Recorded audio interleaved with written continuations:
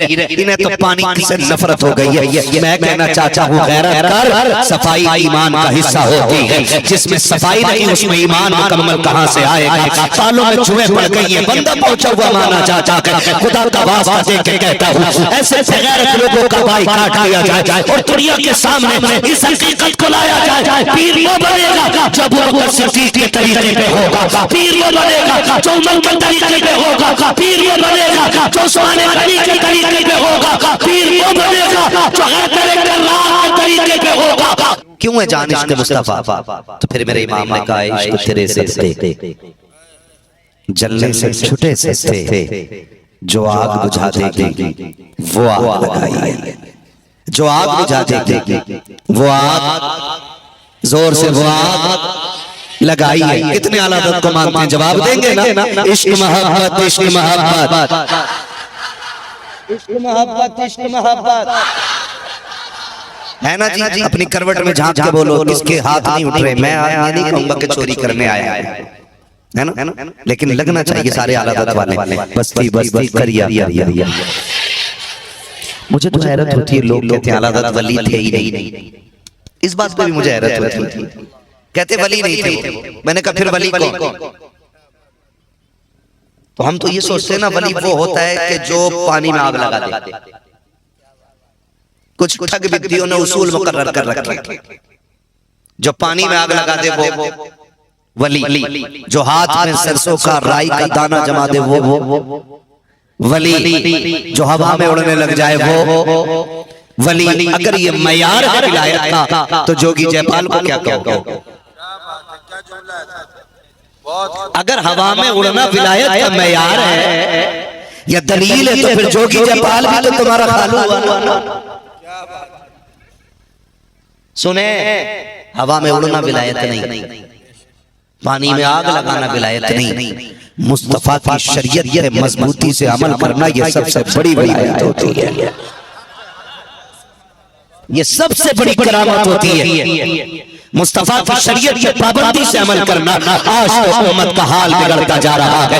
माफ कीजिएगा, आज पीरों ने डकैती डाल रखी है। ऐसे ऐसे ठग आ गए हैं कि पहले पीरों को तलाश करने में चूतियां गिराया करती थी। आज पीर मुरीदों को ऐसे ढूंढ रखे हैं जैसे डाकू ताले तलाश करते हैं। आपसे कहना चाहूंगा कभी उसमें हाथ में हाथ मत देना जो ढूंढते हुए तेरे घर तक आ जाए। हाथ में हाथ देना तो उसमें देना जिसे ढूंढने में चूतियां मिल जाती है। इसलिए ये जो दुनिया वाले होते हैं वो तमाशे करते हैं, जो अल्लाह वाले होते हैं वो छुप के बैठ जाए।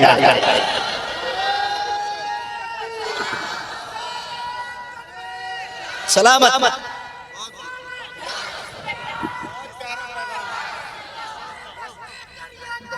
ताजुल शरिया, ताजुल शरिया, ताजुल शरिया, या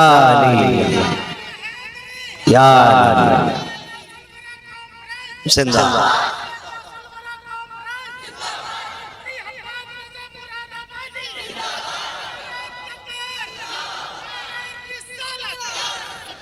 भाई गौर करें, किसी की माँ ने दूध नहीं पिलाया कि आला हज़रत की तसनीफ को पढ़ के एक नुक्ता कहीं रख सके ऐब की बुनियाद पे। बेशक हक है। ये तो तेरी मेरी बदअमली है जिसकी बुनियाद पे आला हज़रत पे लोग बोल रहे हैं। ये तेरी मेरी बदअमली है। दिल के पपोले जल उठे सीने के दाग से, इस घर को आग लग गई घर के जलाल से। माफ कीजिएगा, आज जितना बड़ा जाहिल है उतना ही बड़ा मौजूद बना है। लेकिन ये मयार किसने बनाए? हम ही ने बनाए हैं। पीर के घर में पागल पैदा हो जाए तो मजलूब रहे, और इमाम के घर में मजलूब पैदा हो जाए तो वो पागल रहेगा, क्योंकि उसकी सिलसिले और उसकी सनद में कोई पीर नहीं हुआ ना। दिमाग लगाइए, कभी गौर कीजिए। तमाशा बना के रख दिया है हुजूर के दीन का लोगों ने। बैत और खिलाफत का मतलब क्या है? यही तमाशा। रोटी नाक नाक के खा रहा है यहाँ तक, ओके नमाज पढ़ लेते, कह रहा मदीने में पढ़ते आए। ये डकैती नहीं है दीन में। और हम ऐसे लोगों के हाथों में हाथ दे बैठे। माफ कीजिएगा, मैं इतना जानता हूं कायनात के सबसे बड़े पीर को मोहम्मद रसूलुल्लाह कहा जाता है। सबसे बड़े पीर को मोहम्मद मुस्तफा कहा जाता है। वो सारे पीरों के पीर हैं, लेकिन कायनात में कोई एक बंदा ऐसा ला के दिखा दे कि जो ये कह सके मैंने उनकी 63 साल जिंदगी में कोई नक्श की गुंजाइश भी देखी है, कोई नहीं दिखा सकता है। लेकिन आज बुरा ना मानिए, पीर साहब ने ऐसा मुरीद को डरा रखा कि तूने गुस्ताखी की तो आसमान फट जाएगा। भक्त अंधभक्त धरी नहीं है इधर भी। हाँ, जितना नंगा देखा उतना ही पहुंचा हुआ, जो नहाता ही नहीं 8-8 दिन नहीं 8-8 महीने, कह रहा बड़ा पहुंचा हुआ पीर है। इन्हें तो पानी से नफरत हो गई है। मैं कहना चाहता हूँ गैरत कर सफाई ईमान का हिस्सा होती है। जिसमें सफाई नहीं उसमें ईमान मुकम्मल कहाँ से आएगा। तालों में जुएं पड़ गई है, बंदा पहुंचा हुआ माना चाहता है। खुदा का वास्ता दे के कहता हूँ ऐसे बेगैरत लोगों का बाइकाट किया जाए और दुनिया के सामने इस हकीकत को लाया जाए। पीर वो बनेगा जब वो सिद्दीक़ के तरीके पे होगा। पीर वो बनेगा जो उमर के तरीके पे होगा। पीर वो बनेगा जो उस्मान गनी के तरीके पे होगा। पीर वो बनेगा जो हैदर अल्लाह के तरीके पे होगा। पीर वो होगा जो करबला के शहीद आज़म के तरीके पे होगा। ये मयार मुकर्रर किए जाए और अपने बच्चों को अंधभक्त बन के ना किसी की झोली में न डालना, वरना बीबी हो जाएंगे तुम्हारे बच्चे। नहीं बचने वाला तो दीन से दूरी है, जाहिल पीर बन गए, जाहिल पीर बन गए।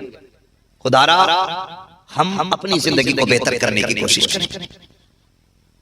हम जो परेशान हैं बहुत ज्यादा, बहुत कड़वा बोलने जा रहा हूँ, उम्मीद है माफ करेंगे, लेकिन किसी का दिल दुखाना मकसूद नहीं है। अंदाज़े बयां मेरा बहुत शौक नहीं है, शायद कि उतर जाए तेरे दिल में मेरी बात। हम जो परेशान हैं ना, सिर्फ इस वजह से परेशान हैं कि हम खुदा से दूर हो गए। आप कहोगे ये बात कैसे कह दी मौलवी तूने? गलत नहीं कह रहा हूं। पेट में दर्द उठे ना तो पहले डॉक्टर, और डॉक्टर की दवा से फायदा ना होना तो फिर पीर।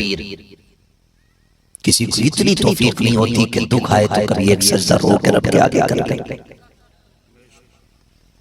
है किसी को तौफीक इतनी? हम में से माफ कीजिएगा, ऐसे ऐसे डकैत बैठे हुए हैं, ऐसे ऐसे डकैत बैठे हुए हैं जिनका मसला ही किसी से नहीं बनता बनाता है। और ठेका लिए बोलते चल मैं ठीक कर दूंगा, सब मैं ठीक कर दूंगा। मैं तावीज का मुखालिफ नहीं, मैं डोरियों का मुखालिफ नहीं। तावीज फायदा करते कब जब देने वाले हाथ मुफ्ती आजम जैसे होने चाहिए। फायदा करते हैं तावीज, देने वाले हाथ ताजु शरिया जैसे होने चाहिए। है जी मेरे जैसा बंदा बैठ के तावीज की दुकान खोल ले फिर क्या होने वाला? फिर तो खैरियत कोई नहीं है ना, कोई खैरियत नहीं। तो हम उधर चले गए। हम 6 तावीज लटका लेते गले में, काला पीला नीला भूरा सफेद। ये कौन सा चाहिए? फला बाबे ने दिया। ये कौन सा? फला बाबे ने का। ये काय का? ये बरकत का। ये काय का? ये बीमारी से बचने का। ये काय का? उम्र लंबी होने का। सुन अगर खुदा ना चाहे ना तावीज का पूरा पीर गले में लटका ले तब भी कुछ नहीं हो सकता है। जब तक अल्लाह ना चाहे कुछ भी नहीं हो सकता भाई। हमें अल्लाह से लेना चाहिए, तो अल्लाह से लिया हमने। कभी कोशिश की हमने, कभी सोचा हमने, कभी खुदा के होके देखो कायनात तुम्हारी हो जाएगी। होके देखो ना खुदा के, कायनात तुम्हारी हो जाएगी। हो से पाक आसमानी मखलूक नहीं, फरिश्तों की जमात से नहीं, जिब्रील अमीन की कलील से नहीं है, हुजूर की उम्मती हैं, खुदा के बंदे। लेकिन जब रब को राजी किया ना तो फिर अल्लाह ने वो इज्जत अता फरमाई कि कसम खा लिया उस वक्त तक नहीं खाऊंगा जब तक रब नहीं खिलाए। जिद करके बैठे नहीं खाना है जब तक रब नहीं खिलाए, नहीं खाना जब तक रब नहीं खिलाए। खा लेना हुजूर का ना, उसके लिए भूखा रहूं ना, मैंने रब के लिए बातें की हैं। अब वो खिलाएगा तभी खाऊंगा, वो कहेगा तभी खिलाऊंगा। हजरत खिज़र आ जाते हैं, अब्दुल कादिर खा लीजिए, ये खाना का नहीं खाऊंगा, का मेरे हाथ से भी नहीं कहा, नहीं का जानते हो मैं कौन हूँ, का कौन है, का मुझे खिज़र कहा जाता है, का आपका खिज़र होना मुसल्लम है, लेकिन मेरी जिद मेरे रब से है, मैं तब तक नहीं खाऊंगा जब तक मेरा खुदा नहीं कहेगा। हजरत खिज़र ने कहा था अब्दुल कादिर खा ले, मैं अपनी मर्जी से नहीं रब के कहने से लेकर के आया हूँ। और रब ने कहा अब्दुल कादिर तुझे मेरी कसम है ये खाना पड़ेगा। मेरे इमाम ने कहा था कसम दे दे के पिलाना है तुझे प्यारा अल्लाह तेरा चाहता है।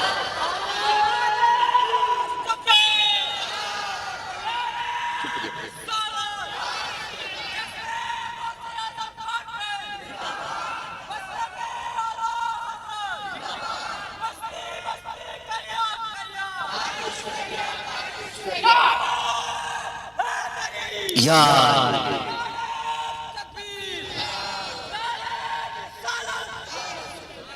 तवज्जो है सारे लोगों को।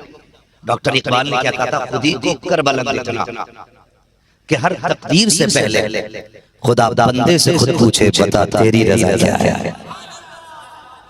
खुदा बंदे से खुद पूछे बता तेरी रजा क्या है। हमारे रिश्ते किधर चले, हमारे ताल्लुकात किधर चले गए। आज 10 अंगूठी पहन के कह रहा है कि ला हाथ दूंगा सारा ठीक हो जाएगा। मैं कहता हूँ तेरी 10 अंगूठियों में ज्यादा कमाल है या बगदाद वाले के 40 साल की रातों की इबादत में ज्यादा कमाल। आज पढ़ने की जरूरत है सरकार गौसे पाक। हाँ यूं ही मुर्दे जिंदा नहीं होते थे, ऐसे ही अगर हड्डियों पे हाथ फेर दे तो मुर्गा पूरा तैयार नहीं होता था। हाँ ऐसे ही नहीं, 12 साल तक एक पैर पर खड़े होकर के हर रात बगदाद वाला पूरा कुरान मुकम्मल करता था। आज आते फिर उनसे सूरह फातिहा सुन लो, माफ कीजिएगा ये कुरान पढ़ने पढ़ाने वाले लोग हैं, कारी लोग हैं, ये अच्छी तरह समझेंगे। कई बार ऐसा हुआ कहीं चले गए जलसे में, कहा कि नमाज कौन पढ़ाएगा, कि हजूर पढ़ाएंगे नमाज। हजूर भी जीम सही हो गया, हजूर पढ़ाएंगे। और जैसा हजूर मुसल्ले पे आया अल्लाह की पनाह 3 रकात 3 साल पर भारी पड़ी, ऐसे तोड़ मरोड़ के कुरान पढ़ रहा है। ये कंडीशन है हमारे। बगदाद वाले ने 12 साल तक एक पैर पर खड़े होकर के हर रात पूरा कुरान पढ़ा। जब 12 साल मुकम्मल हो गए आवाज आई अब्दुल कादिर मांग आज क्या मांगना चाहता है। बोलो सुभान अल्लाह, इतनी जोर से बोलो कि आवाज बगदाद शरीफ तक जाए। आज मेरे भाइयों, मेरे लाल, मेरे जिगर के टुकड़ों, मेरी जान, इतनी जोर से बोलना कि गला बैठ जाए। माँ पूछे आवाज का क्या हुआ, कहना माँ पैसे वाले पैसे लुटा रहे थे, मैं बगदाद वाले पे आवाज लुटा के आ गया। तो यहाँ कंजूसी नहीं करनी, इलेक्शन आता ना तो सारी गला बैठा लेते हैं। और अगले दिन नेताजी के आगे जाके आप जरा क्या हुआ कि इतने नारे तेरे नाम के लगाए कि गला बैठ गया। वो कहता है एक वोट दो, फिर 50 रुपए की मिठाई मिल जाती है, फिर अगले दिन फिर रेडियां लगाता है। और ये तो उसकी महफिल है, खुदा की कसम उठते बैठते जिसके घर की खैरात खाया करते हैं। हाँ हम तो ये कहते हैं खाते हैं तेरे दर का, पीते हैं तेरे दर का, पानी है तेरा पानी, दाना है तेरा, दाना है तेरा। वो कंजूसी ना करो यार, दाना है तेरा दाना। और इससे भी बड़ी बात करूं, ये चच्ची फातिमा की चल रही है, जमाना जितना लंगर खा रहा है। हम तो खाते ही उनके दर, हम तो खाते ही उनके दर का है ना। तो बगदाद वाले सर अपने अब्दुल कादिर मांग, क्या मांगता है? आज हम राजी हो गए, राजी है तुझसे मांगना। तो कहते मालिक जो मुझे चाहिए वो तुझे पता है। कहते ना महबूब है ना तू हमारा, तू कह और हम दे दे।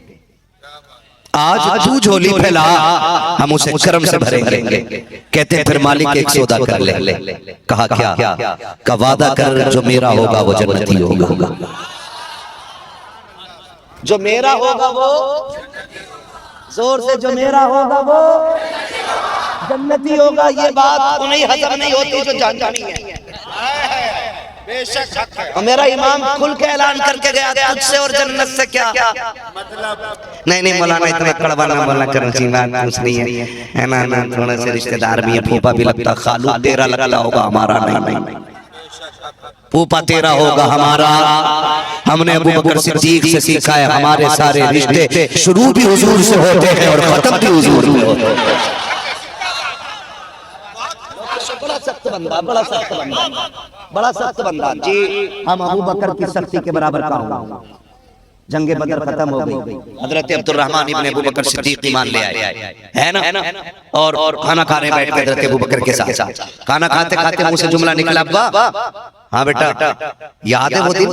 कहा कौन सा? कहा वो 313 वाला दिन। कहा जी याद है ना। कहा आप हुजूर की तरफ से थे, मैं अबू जहल की तरफ से था। कहा हाँ याद तो है। कहा भाई एक बात बताऊं? कहा क्या? कहा एक बार ऐसा हुआ था आप मेरी तलवार के नीचे आ गए थे, मैंने अब्बास समझ के आपको ना बाप समझ के तलवार घुमा दी अपनी।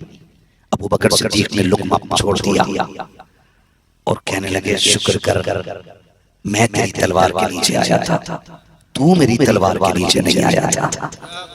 कहा क्यों? अगर मैं आ जाता तो सरकार अबू बकर सिद्दीक ने कहा था तूने बाप समझ के छोड़ दिया था, अगर तू मेरी तलवार के नीचे आता तो मैं बेटा समझ के ना छोड़ता, नबी का दुश्मन समझ के तेरे टुकड़े कर देता। हमसे पूछते हो ये शक्ति किधर से आई है? जी बरेली में आला हजरत पठान थे ना तो गुस्से में सख्त लिख गए। मैं कहता हूँ आला हजरत की सख्ती भी पठानी से नहीं आई है, उमर फारूक आज़म की दहलीज से चल के आई है। कितने सख्त थे, करें किल के रज़ा से खंजर खुखार बरकरार आदा से कहे तो खैर मनाए नशर करें। मैंने कहा तूने हजरत आला हजरत का कलम देखा, हजरत उमर का फरमान नहीं देखा है? हाँ जी जितने सख्त होते हैं बरेलवी, दाढ़ी वालों को नहीं बख्शते, टोपी वालों को नहीं बख्शते। मैंने कहा तू तो आज का टोपी वाला है, उमर ने तो उस दौर और टोपी वाले को नहीं बख्शा था। हाँ कोई नहीं। मैंने कहा क्या कहा? वो से पाक की इस बात को वही मानेगा जो वही मानेगा जो जन्नती होगा, और जो नहीं मानेगा वो ही होगा जो जहन्नमी होगा। अल्लाह ने फरमाया क्या चाहिए? कमालिक फिर एक सौदा का जो कादरी होगा वो जन्नती होगा। रब ने फरमाया अब्दुल कादिर वादा रहा, जा जो कादरी होगा वो जन्नती होगा। कहते हैं ये तो सारे जन्नती। मैंने कहा अल्लाह का शुक्र है सारी जन्नती है। का फिर जन्नती कैसे होना है? मैंने कहा सुन बगदाद वाला मेरा पीर कह रहा है उस वक्त तक किसी भी कादरी को मौत नहीं आ सकती है जब तक खुदा उसे तौबा की तौफीक नहीं अता कर देगा।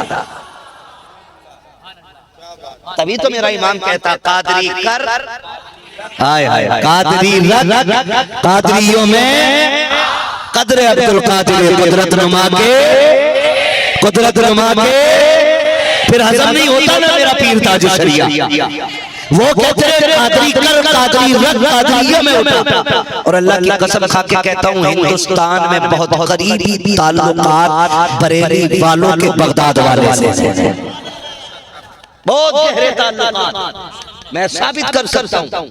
जब बगदाद शरीफ के एक शहजादे सरकारे मुफ्ती आज़म से मिलने के लिए बरेली शरीफ आए और बगदाद शरीफ की खिलाफत इजाजत तबर्रुकात दे के जाने लगे तो ताज शरिया का बचपना था। जाके आपने उंगली पकड़ी और कहने लगे शहजादे हमें भी कुछ दे जाओ, हमें भी कुछ दे जाओ। तो शहजादे ने कहा था कि जो बगदाद वाले पीर से हमें मिला था हमने वो सारा तुम्हारे नाना को दे दिया है, और वो सब कुछ करीब मुंतकिल होकर तुम्हारे नाना से तुम्हारे पास आने वाला है। ये वो कहते गए कि तुम्हारे नाना से तुम्हारे पास आने वाला, ये ताल्लुक हुआ सरकार ताज शरिया। करामत की बात करते हो ना तो सुन, ये वो लोग हैं जिन्होंने पूरी जिंदगी दीन पे मेहनत की है, पूरी जिंदगी दीन पे मेहनत की है, खाली मुरीद बना के दावत और मुर्गे बकरे नहीं उड़ाए। इनकी तसनीफात देखो आंखें खुल जाती हैं, कितनी मोटी किताबें लिख के उम्मत के लिए गए। हाँ कई हजार फतवे लिखे आप बैठे हुए थे, लेकिन अल्लाह का करम देखे बड़े लोगों के अखलाक भी बड़े अच्छे। आज का जो ढकोस लिबास पीर है ना, 3 तो गेट के बाहर खड़े रहते हैं, हजूर से तू नहीं मिलेगा। वो कह रहा है कि मैं अपने पीर का पीर हूं, क्योंकि पीर साहब से वो मिलेगा जिसे मैं इजाजत दूंगा। और आपको मैं बता दूं, आप अगर किसी के मुरीद है ना तो उसका पीर बनने की कोशिश न करना, वरना बरकत तो क्या है आपको बरकत के नाम की भीख भी नहीं मिलेगी। मुरीद कहते ही उसको है जो अपनी मर्जी पीर के आगे फना कर दे। ये मतलब मुरीद का होता है। ये नहीं बुला लिया तो ना मैं नहीं किसी से मिलने, मेरे पीर है ना कभी ना करना, वरना आप फिर हमें तो दरबार से बात करती है जाए। इसका उम्मत ने बड़ा नुकसान उठा लिया। तो मैं क्या बात आपसे कह रहा था, मैं रिश्ते बता दूं, वक्त बड़ी तेजी से गुजर रहा है, बड़ी तेजी से वक्त गुजर रहा है, बड़े गहरे ताल्लुकात हैं। सरकार ताजुल शरिया बैठे, बाप बेटे आ गए। जब बाप बेटे आए ना तो बेटा नाबीना था। बाप ने आके कहा हुजूर मेरे बच्चे को नजर नहीं आता है, मैं चाहता हूं इसे आंखें मिल जाए। तो आपने फरमाया यहाँ कोई आंखें बढ़ रही, जाओ जाओ अपना काम करो, हमें हमारा काम करने दो। उसने कहा जाना नहीं है जब तक मेरे बेटे को आंखें नहीं मिल जाती। आप फरमाने लगे अच्छा बता, अगर तेरे बेटे को आंखें मिल गई तो उसे कुरान पढ़ाएगा। तो बाप हर शर्त पे राजी हो गया। उसने कहा वादा करता हूँ अगर मेरा बेटे की आंखें लौट आई ना तो मैं अपने बेटे को कुरान का हाफिज बनाऊंगा। फरमाया जा अल्लाह तेरे बेटे को आंखें अता फरमाए। इतना जुमला कहा था ना, बच्चा वापस आया ना तो अब जूतियां खुद तलाश कर रहा है, वहीं दरवाजे पे जूतियां तलाश कर रहा है, जूतियां तलाश कर रहा है। जब जूतियां तलाश करने लगा ना तो बाप ने कहा बेटे क्या हुआ? कहा अपनी जूती तलाश कर रहा हूं। कहा नजर आने लगा? कहा खुदा की कसम मुझे सब नजर आ रहा है। वहीं बाप ने तरफ कहा था ओ लोगो नबी के दर की खैरात एक काटने वाला अजमेर में बैठा है, दूसरा बरेली में बैठा है, यहां आओ चोली फैलाओ, यहां चोली फैलाने में देर होती है, रज़ा का करम से भीख मिलने में देर नहीं होती।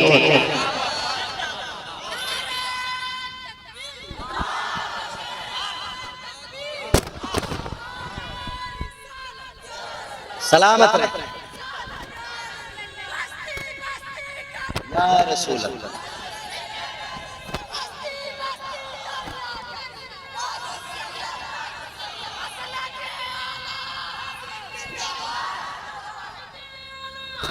जिंदाबाद जिंदाबाद अल्लाह। और जब मैंने ये करामत बयान की ना, जब ये करामत मैंने बयान की है तो एक बंदा कहने लगा जी ये किसके साथ हुआ? तो अब रब का करम देखो, इत्तेफाक से उदयपुर गया था, उदयपुर। तो मैं मिंबर पे बैठा था, एक बंदा मेरे पीछे से आया, उसने कहा हज़रत जिस आंख वाले की बात आप करते हो ना वो मैं ही हूं। उसने मुझसे आके कि ताजुल शरिया की जो करामत आप बयान करते हो ना वो मैगी था कि जिसको अल्लाह ने ताजुल शरिया की दुआ से अता की है। वो कहता अल्लाह की इज्जत की कसम दुआ से दुआएं लेके पलटा, ऐसा लग रहा था ज़बान उनकी थी, करम बगदाद वाले को सुना हो रहा। बड़ा खास ताल्लुक है बरेली वालों का बगदाद वालों से, बड़ा खास। और आगे बढ़ के बात करूंगी ये ताजुल शरिया, ठीक है ना? तो फिर हुज्जतुल इस्लाम की तो बात ही क्या करनी है, हुज्जतुल इस्लाम की बात ही क्या करनी है। हुज्जतुल इस्लाम इतना हसीन कि जिसे देख के लोग कलमा पढ़ के मुसलमान होते थे। लोग हुजूर के नूर पे बात करते हैं, हुजूर के खानदान पे बात करते हैं, हुजूर की आल पे बात करते हैं। मैं कहता हूँ आल तो ये है कि तेरी नस्ल पाक में है, बच्चा बच्चा नूर का, तू है नूर तेरा सब घराना नूर का। चलो उसकी बात करना जिसने इनकी नस्ल को नूर कहा है। बात कर आला हज़रत की हुज्जतुल इस्लाम अल्लामा हामिद रज़ा गुजर के जाने चेहरे पर रुमाल डाले रहते थे, रुमाल, ताकि किसी की नजर ज्यादा ना पड़े। अल्लाह वाले सब छुपा के रखते खुद को। एक दिन हवा का झोंका आया, कपड़ा हट गया, जैसे कपड़ा हटाना तो एक गैर मुस्लिम की नजर पड़ गई। बस देखा तो देखते ही रह गया। कहा ये कौन है? कहा ये बरेली के हामिद रज़ा है। दौड़ के कहने लगा कलमा पढ़ा के मुसलमान बना लो। कहा क्या हुआ, ऐसी भी क्या जल्दी है? कहा मैं सोच रहा हूँ अगर बरेली के हामिद का हुस्न ऐसा है तो मदीने के मोहम्मद के हुस्न का आलम क्या होगा? जब उनके गदादार देते हैं शाहान ज़माना की झोली, मोहताज का जब ये आलम है मुख्तार का आलम क्या होगा? ये बरेली है हमारा, बरेली है ये हमारा। और आज भी देखो आला हजरत की नस्ल में ऐसे ऐसे हसीन पैदा हो रहे हैं कि जिन्हें देख के लोग देखते ही रह जाते हैं। हाँ, देखते ही रह जाते हैं। आज भी आला हजरत के नस्ल का हुस्न का आलम है। तो सुने मुझे मैं बता रहा था, ये रहे हुज्जतुल इस्लाम। अब चलो बात करें मुत्तकी आज़म, मुफ्ती आज़म, मुर्शिद आज़म सरकार मुस्तफा रज़ा खान, मुफ्ती आज़म आलम इस्लाम है। कितने गैरत वाले लोग। आज ना किसी की नस्ल में 5वीं पुश्त में एक पीर पैदा होना तो कह रहे हमारी 6ठी पुश्त में ना पीर साहब पैदा हुए थे, खोले शाह। मैं उन्हीं की नस्ल से जबरदस्ती की। एक जगह पेड़ फट गया, तेरा मकान निकल आया है, हमारी कौम इतनी अंधी सारी जाके गिर गई। मैंने कहा अंधभक्त इधर भी है, खाली उधर का नहीं, इधर का भी इलाज होना चाहिए। जब उसके देखा ना 3 मज़ार लगातार बनाए पेड़ फटने पे, है ना 3 मज़ार बनाए, तो करवट वाला कह रहा अपने खेत में 72 मज़ार बना, ऐसा लग रहा है खेती हो रही है मज़ार, और लोग अंधे होके जा रहे का नहीं। फैज हुआ, फैज तो उन्हें भी होता जो पत्थरों के आगे खड़े होकर मांगते, फैज तो उन्हें भी हो जाता जो दरिया के आगे भीख मांगते, फैज तो उन्हें भी हो जाता जो पेड़ों के आगे खड़े है। तो तुझे मिट्टी के ढेर से फैज हो गया तो क्या होगा? याद रखिएगा, कभी भी किसी अंधभक्त के पीछे खड़े होने की जरूरत नहीं है। हुजूर का दीन दलीलों से चलता है, दलीलों से चलता है हुजूर का दीन। तो सरकार मुफ्ती आज़म आज एक पैदा होना नस्ल में कह रहा मेरे दादा वली थे, मेरे परदादा वली थे। सरकार मुफ्ती आज़म इतने बड़े अल्लामा के, इतने बड़े पारसा के मुत्तकी बनकर दिखाए इस जमाने में कोई एक मेरे मुफ्ती आज़म का तकवा छोड़कर, है ना। आज आप अंदाजा लगाइए, सरकार मुफ्ती आज़म हिंद से किसी ने कहा आप आला हज़रत के बेटे, इतना सुनते ही रोने लगे। कौन रो रहा है? मुफ्ती आज़म का हुजूर मैंने तो कुछ कहा नहीं, आप रोए, तो आपने फरमाया मैं रो अपनी नाकामी पे रो रहा हूं। कहा क्या मतलब? कहा आला हज़रत के बेटे को जितना बड़ा होना चाहिए था मैं उतना बड़ा बना सका।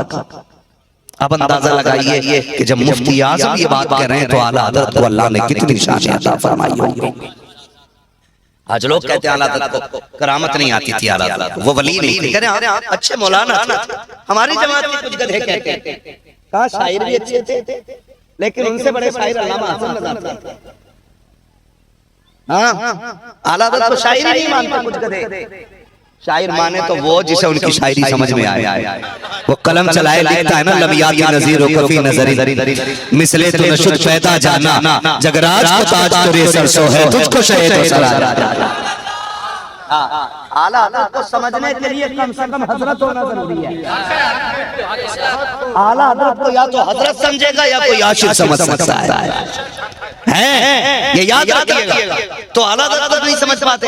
मुफ्ती आज़म सरकार कह रहे थे आला हज़रत के बेटे को जैसा होना चाहिए था मैं वैसा नहीं हो सका। तेरे बाप खेत काटा, तुझे गैरत नहीं आई। तेरे बाप ने मेंढे काटी, तुझे गैरत नहीं आई। तेरे बाप सगे भाइयों का हक मारता रहा, तुझे गैरत नहीं आई। बात आला हज़रत पे करता है। आज तुझे बताऊं पीर कहते किसको है? मुफ्ती आज़म का तकवा देख तो सकी। सरकार मुफ्ती आज़म की जिंदगी देखे, एक मुरीद आया, सरकार तावीज़ दे दीजिए। सरकार मुफ्ती आज़म ने तावीज़ के लिए कहा ठीक है मैं तावीज़ बना देता हूँ। उसने कहा हुजूर कागज अपना लेके आया हूँ। आपने कागज लिया, तावीज़ बनाया, तावीज़ बना हाथ में दे दिया, वो वापस चला गया। तो 2.5 महीने के बाद वापस पलटा। सरकार मुफ्ती आज़म कहते हैं बताओ क्या हाल है? उसने कहा जब से आप तावीज़ दिया है सारी मुश्किलों का जनाजा निकल गया। फरमाते तेरी तो खैरियत है लेकिन मेरी मुश्किलें बढ़ गई है। उसने कहा हुजूर क्या हो गया है? आपने फरमाया 3 महीने हो गए चलिए कमाल मेरे पास रह गई, उसको 3 महीने से संभाले हुए हो। का सरकार क्या रह गया है? का हुजूर क्या रह गया है? आपने तकिया हटाया, उसके तावीज़ का बचा हुआ कागज निकाला। 3 महीने से हिफाजत कर रहा हूँ, खुदा की कसम अगर तकवा ऐसा होता है तब मुस्तफा रज़ा मुफ्ती आज़म होगा।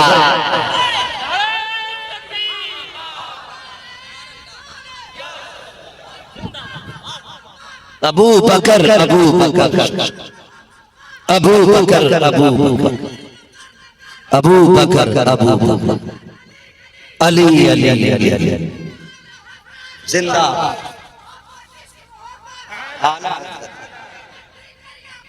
ताजुश शरिया ताजुश शरिया। भाई किसी ने इमाम गजाली से कहा था, किसी ने इमाम गजाली से कहा था हुजूर दुआएं कैसे कबूल होती हैं? तो इमाम गजाली ने कहा था 2 काम कर लो दुआएं कबूल होने लग जाएंगी। फरमाया क्या? कहा 2 काम करना, जब भी खाना हलाल खाना और जब भी बोलना सच बोलना। फिर हाथ उठने में देर होगी, दुआओं को मकबूलियत की जमानत मिलने में देर होगी। ये जरिया निजात जाए।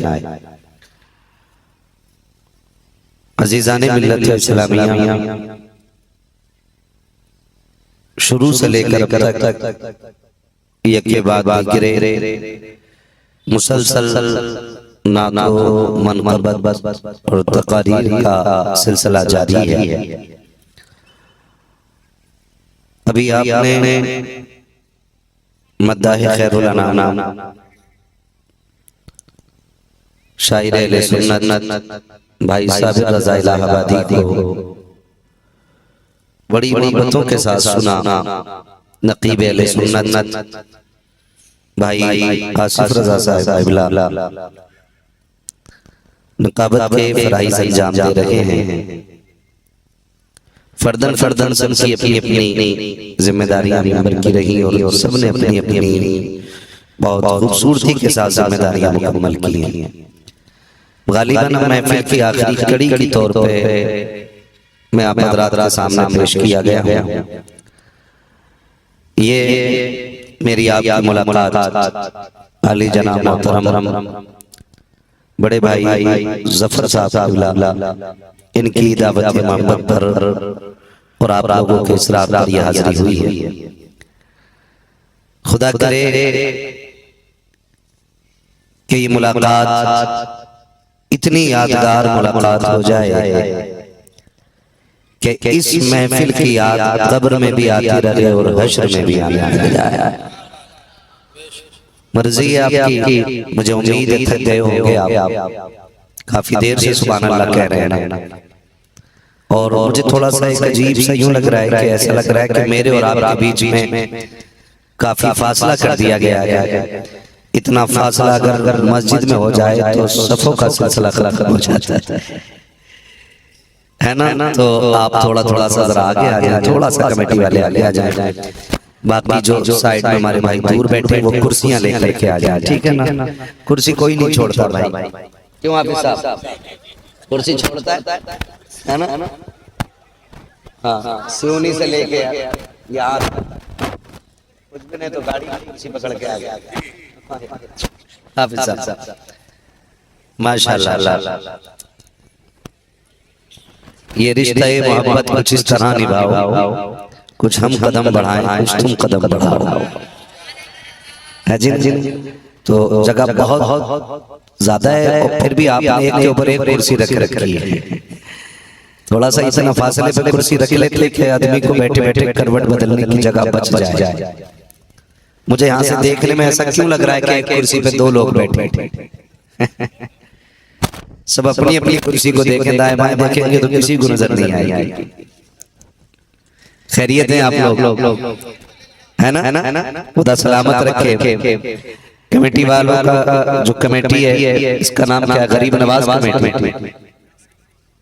तो ये याद क्यों लगाया अगर रजिस्टर्ड ना हो याद के साथ तो खाली गरीब नवाज कमेटी कर ले। हाँ जी ठीक है ना। हाँ खुदा सलामत रखे सारे लोगों को। आप जरा जो नहीं थके वो कह दें या रसूल अल्लाह, अब जो थक गए वो बोल दें या रसूल अल्लाह। क्या बात नहीं आशिक होती है ऐसे, वो कहते हैं हम थक के भी नहीं थकते, हम थक के भी नहीं थकते। जब बात हुजूर की आती है तो हमेशा बगैर थके नजर आता है। खुदा सारे लोगों को सलामत रखे। ये महफिल गौसिया है, कुछ मत कीजिएगा, किसी की मत मानिएगा। जब मैं टोकूं तो मान जाइए, ठीक है ना। मैंने तो नहीं रोका ना भी आपको, ठीक आप टेंशन ना लीजिए, मगर धीरे धीरे आवाज कम ना कीजिएगा। बड़े होशियार होते हैं साउंड वाले है ना। बड़ी अच्छी दुआ दे के जाऊंगा अगर साउंड अच्छा चलता रहा तो। ऐसे ऐसे मौलवी शुरू हो गया तो वो पीछे खींच लेते हैं, क्या बोलेगा है ना। तो अभी ये ठीक है, मुझे नहीं लग रहा है कि बीच में कुछ होना चाहिए, ठीक है ना। आप भी ठीक रहिए, साउंड भी ठीक रहेगा। और जब देखूंगा कि साथ नहीं मिल रहा है तो मैं बिना साउंड के बोल लूंगा, बगैर साउंड के सुन लेंगे जरा कह दें या रसूल अल्लाह।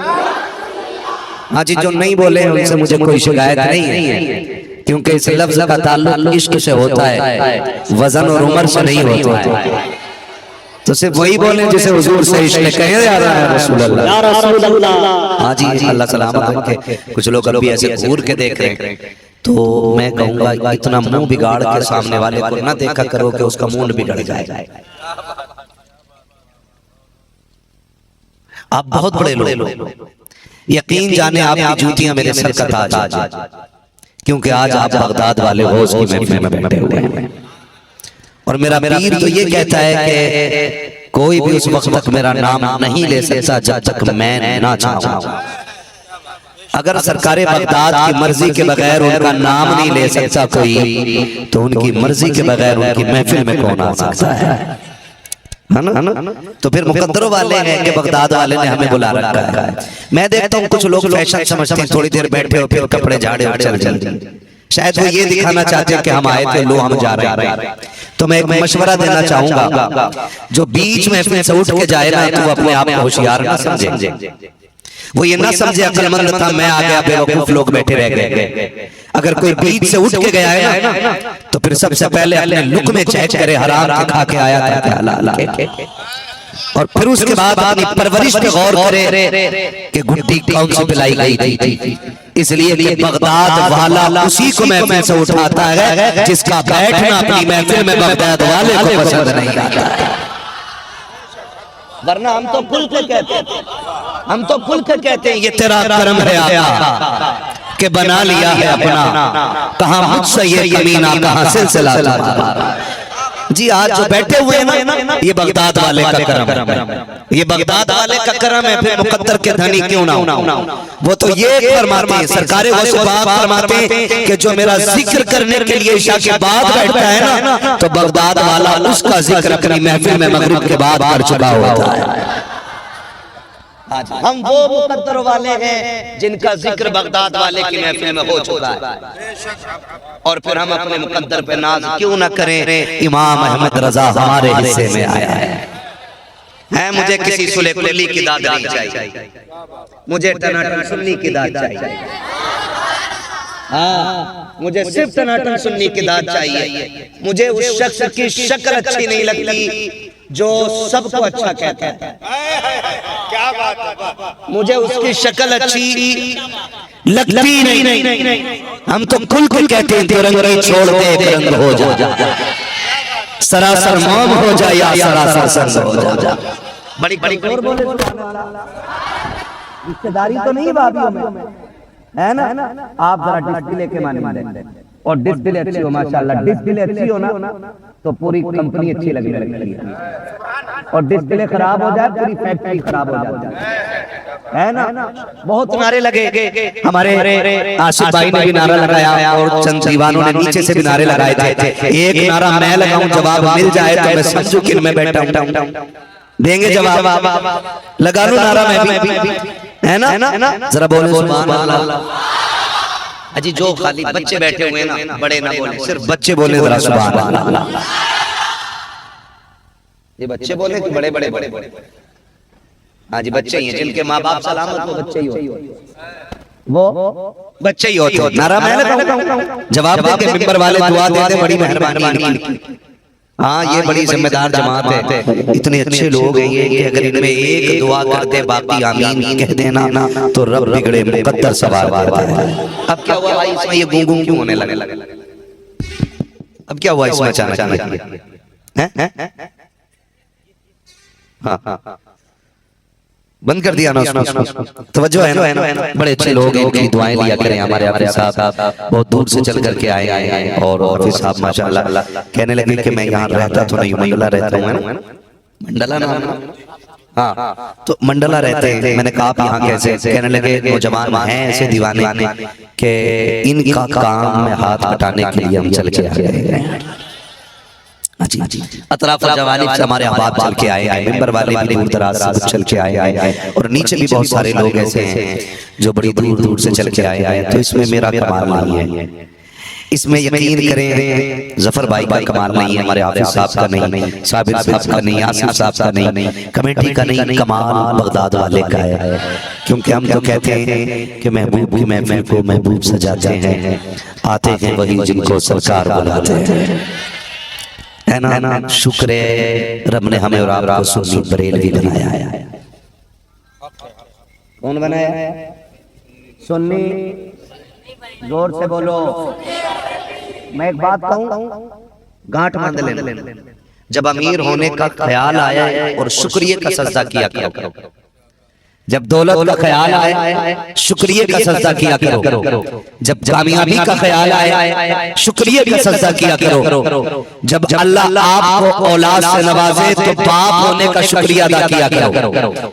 और जब खुदा बेटी अता करे तो मुकद्दर वाला होने का शुक्रिया अदा करो। और खुदा बेटा अता करे तो नसीब वाला होने का शुक्रिया अदा करो। और जब ये बरेली की याद आ जाए तो रज़वी होने का शुक्रिया अदा किया।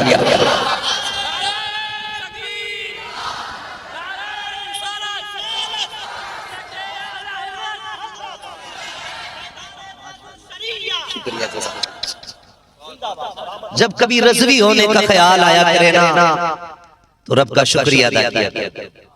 हम बरेली ही हैं वो जो हर वली से प्यार करते थे।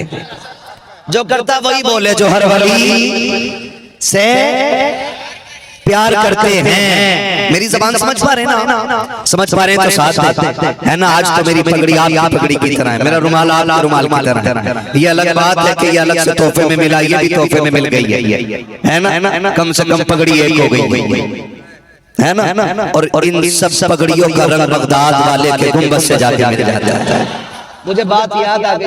अल्लाह सलामत रखे। हमारी जमात के बड़े बड़े बुजुर्ग मौजूद हैं। हर वो चीज बड़ी बड़ी होती है जो कद में बड़ी होती है, वो चीज भी बड़ी हो जाती है जो बड़ी चीज से मिल जाया करती है। हाँ, मुझे बड़ी खुशी हुई हज़रत से मिल करके कि ये वो आंखें हैं जिन्होंने मुफ्ती आज़म की ज़ियारत की है। हाँ जी, एक दौर आएगा लोग पूछा करेंगे तुम थे कि जब ताजुल शरिया था। फिर वहाँ के चुनी जाएंगे जिन्होंने ताजुल शरिया को देखा है। ठीक है ना। मैं क्या बात कर रहा था कि रंग मिल गया है। अल्लाह करे ये रंग ऐसा चढ़े कि सर के साथ दिल पे भी बगदाद वाले का रंग हो। हाँ जी, निस्बत से बड़ी चीज होती है। निस्बत से बड़ी चीज होती है। कई बार लोग कहेंगे कमेटी वालों आज पगड़ी बांधी है, बड़े इमाम बन गए आज जलसा करा के सारे कुतुब बने घूम रहे। बाकी कभी टोपी भी सर पे नहीं आती है। मैं एक सीधी सी बात बताता हूँ, वो आपका नजरिया होगा कि सिर्फ नेक लोग महफिल सजाया करें।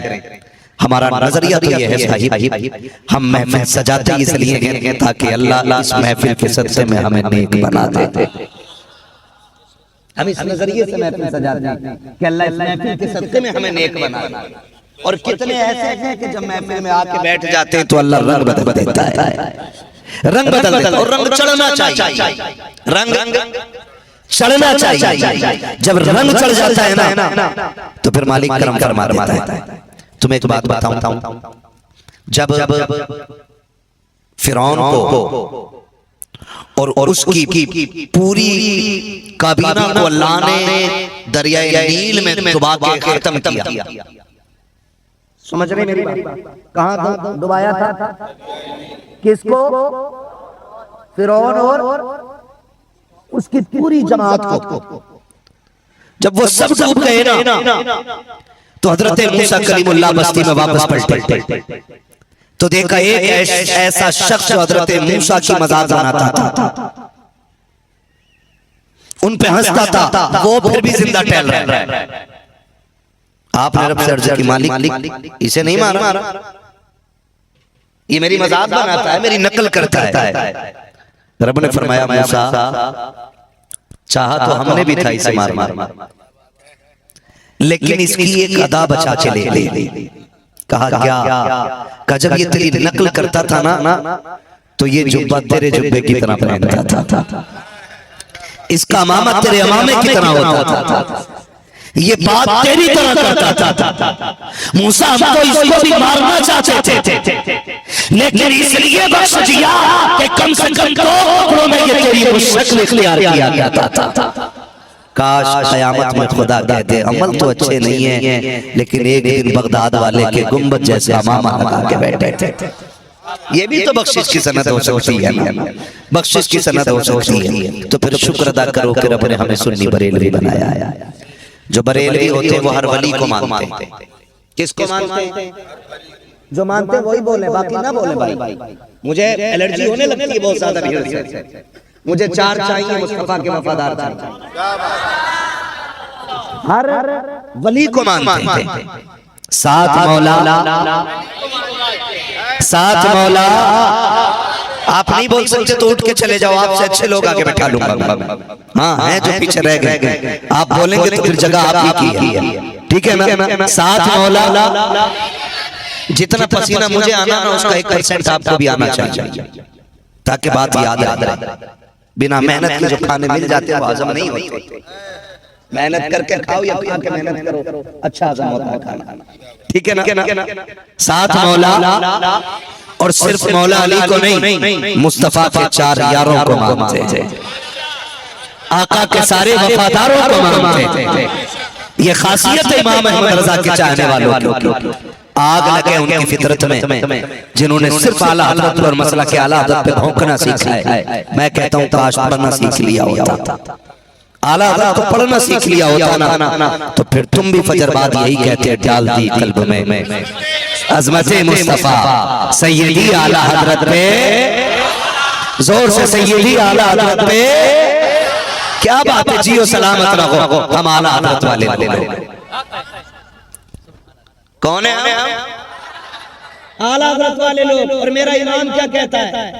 मेरा इमाम कहता है जान है इश्क़ मुस्तफा, रोज़ वज़ू करे खुदा, जिसको हो दर्द का मजा नाज़े दवा उठाएगी। ये मेरा इमाम कहता है। क्यों?